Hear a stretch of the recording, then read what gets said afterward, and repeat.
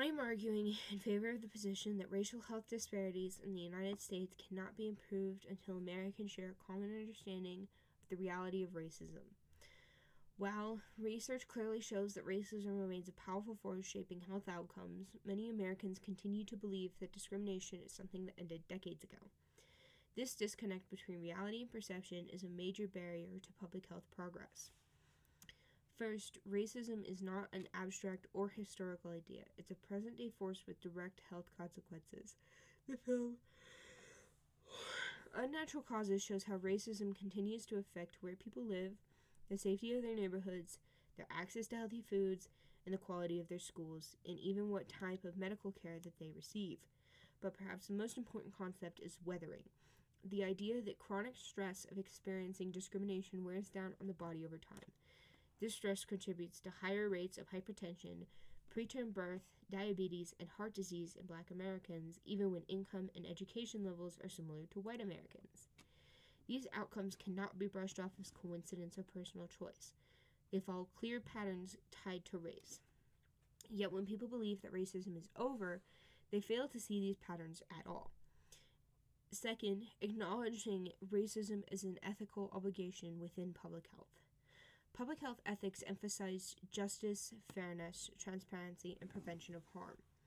If society denies the existence of racism, then the blame for disparity often shifts to individuals, suggesting that people are sick because of lifestyle choices or lack of effort, rather than because they live in environments shaped by decades of discriminatory policies. This misunderstanding undermines justice. It excuses inequitable systems and prevents meaningful reforms. Public health professionals cannot ethically address disparities if broader society refuses to acknowledge their cause.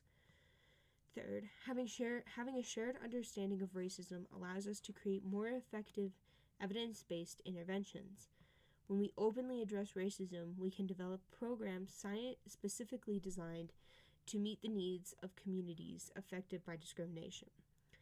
For example, culturally respective maternal health programs, investment into historically neglected neighborhoods, improved transportation to clinics, and anti-bias training for healthcare workers all lead to measurable improvements.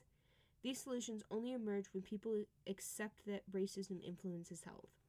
Without that understanding, these interventions may be dismissed or rejected or defunded simply because people believe that they are unnecessary.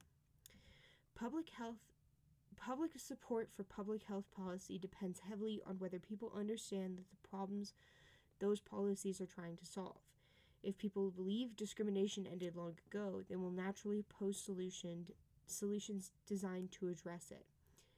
In conclusion, improving racial health disparity begins with recognizing that racism is not a relic of the past, but a current, measurable influence on health. Denying racism prevents ethical action. It prevents effective intervention, and it prevents public health from fulfilling its purpose to protect all communities, especially those facing the greatest harms.